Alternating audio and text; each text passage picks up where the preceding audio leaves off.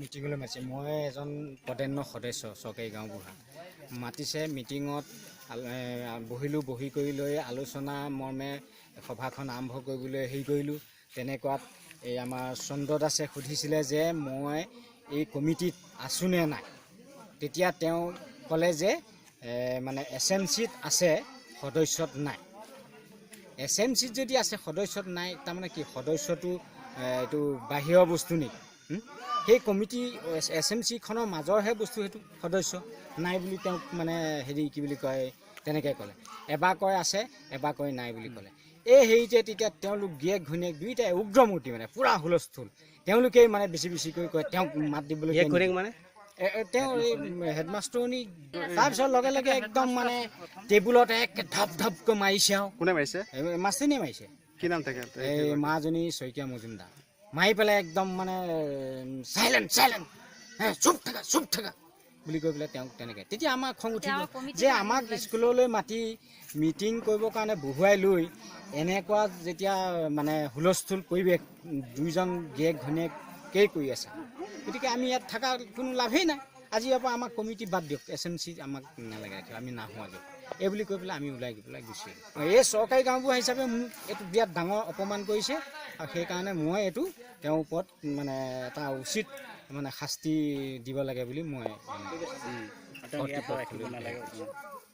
এই স্কুলৰ SMCৰ সদস্য, পদেন্য সদস্য, চৰকাৰী গাঁওবুঢ়া হিচাপে মোক প্ৰধান শিক্ষয়িত্ৰীয়ে এইখন চিঠি দি পেলাই মোক মিটিঙলৈ মাতিছে। ইলিগেল কৰিছে, মোক অৱমাননা কৰিছে। মানে এখন সভা আছিলে, সভাখনত আমি কিছু গত কাৰ্যসূচীৰ ওপৰত কিছু সোধা পোছা কৰিছিলোঁ আৰু প্ৰচিডিং চাম বুলি কৈছিলোঁ। তেখেতলোকে প্ৰচিডিং ক্লিয়াৰ দেখাব পৰা নাই, কমিটিখন পূৰ্ণাংগ নহয়। সভাপতিৰ পৰা ব্লেংক চেকত তেওঁলোকে দুবাৰকৈ চাইন কৰি লৈ গৈছে। তাৰ ওপৰত সোধোতে আমাক মানে প্ৰধান শিক্ষয়িত্ৰীয়ে দমদম মানে এটা বেয়া আচৰণ কৰিছে।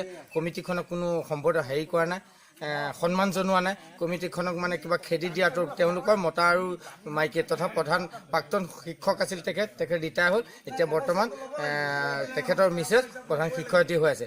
আৰু ল'ৰা ছোৱালীৰ খাদ্যসমূহ সম্পূৰ্ণ ক্লিয়াৰ নহয়, কণীটো নাপায়। যি এটা দালি আনিছে মই দেখাই দিব পাৰোঁ, তলাটো খুলিলে দালিটো ইমান মোটা দালি, মানে এইটো গলিও নাযায়। এইটো কি দালি মই নাজানো।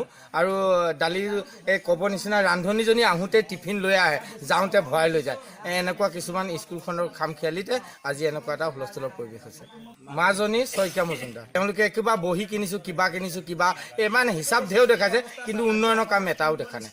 আপোনালোকে স্পষ্ট ফটো মাৰিলে দেখা পাব, ইয়াৰ কমেও আজি 20 বছৰ 15 বছৰমানৰ আগতেই যি বনোৱা ঘৰ, ইয়াৰ আৰু উন্নয়নৰ কাম একো হোৱা নাই। এই স্কুলখনৰ শিক্ষকসকল মানে একে ওচৰতে হোৱাৰ কাৰণে এনেকুৱা গাফিলতি হৈছে।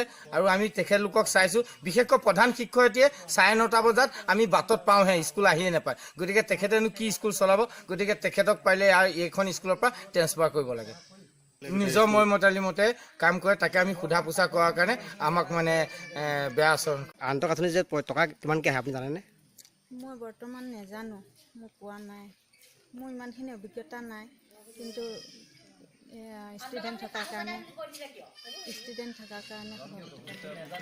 আপুনি চহী কৰি দিয়ে? হয়, আপুনি চহী কৰি দিয়ে? মই কওঁ এয়া কিহৰ কাৰণে এনেকৈ সুধিলে বাইদেৱে কয় আৰু কি বুলি কয়? এনেকুৱা পৰিস্থিতিত মানে আহি যায়, মানে বাধ্য কৰাই দিয়ে চহী কৰিব। কি বুলি কয় বাইদেউ? দিয়া আজি দিবই লাগিব, চেক জমা অফিচত পইচা লাগে, এনেকুৱা কৰে।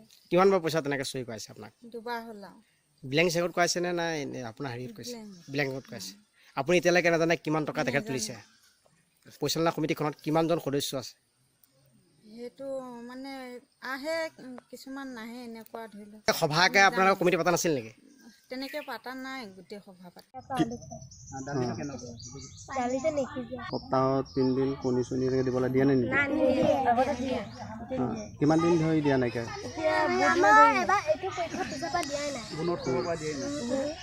গুণোৎসৱৰ পৰা তোমালোকে কণী চণী তেনেকৈ একো খোৱাই নাই?